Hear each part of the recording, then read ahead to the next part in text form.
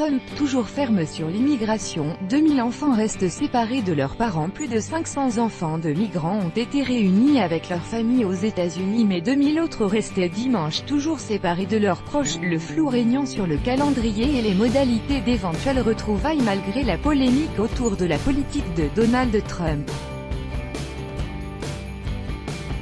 Après sa spectaculaire volte-face de cette semaine censée mettre fin à la séparation des familles, le président américain a lui une nouvelle fois appelé dimanche à encore plus de fermeté sur l'immigration, allant jusqu'à suggérer que les sans-papiers puissent être expulsés sans passer par la case justice. Nous ne pouvons pas autoriser ces personnes à envahir notre pays, a-t-il tonné sur Twitter. Quand quelqu'un entre, nous devons immédiatement, sans juge ou décision judiciaire, les renvoyer d'où ils viennent, a poursuivi Donald Trump. Son administration a publié samedi les premiers chiffres officiels depuis que le président républicain a, dans un rétropédalage soudain, mis fin mercredi, par décret, à la séparation systématique des enfants de leurs parents arrêtés pour avoir franchi illégalement la frontière depuis le Mexique.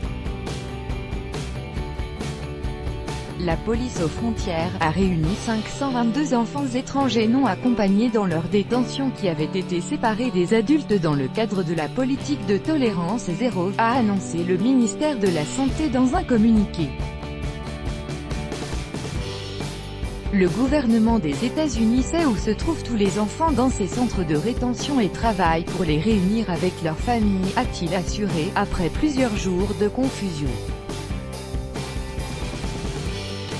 Cette politique de tolérance zéro face à l'immigration illégale avait abouti à la séparation de nombreux enfants de leurs parents, provoquant un tollé aux États-Unis, jusque dans les rangs républicains, mais aussi au niveau international avec de vives critiques de l'ONU. L'une des principales interrogations restait dimanche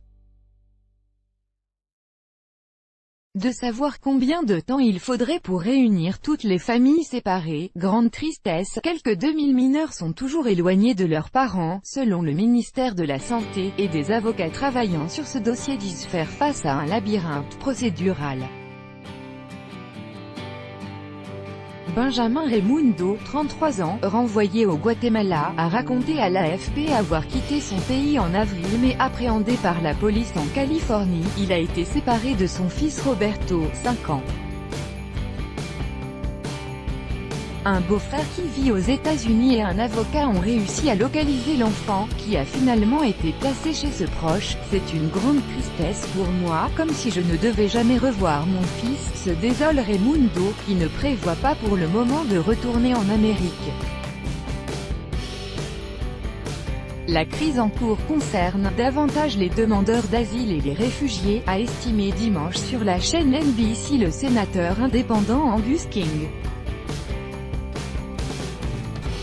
Ce sont des personnes qui arrivent pratiquement seulement d'Amérique centrale et non pas du Mexique, et qui fuient la violence. Des manifestants près du poste frontière de El Paso au Texas le 21 juin 2018. Copyright AFP, Brendan Smialowski est le sénateur du Maine d'attaquer frontalement l'administration Trump. Le gouvernement a fait un choix terrible de séparer les enfants de leurs parents, et maintenant ils disent bon, on va les garder ensemble et on va les garder ensemble en détention. Je ne suis pas certain non plus que ce soit nécessaire. Climat politique électrique. L'incertitude sur le terrain se double d'un discours assez confus de la part de Donald Trump, qui, au-delà sa fermeté affichée, semble tergiverser sur les tractations en cours au Congrès en vue de réformer les lois sur l'immigration.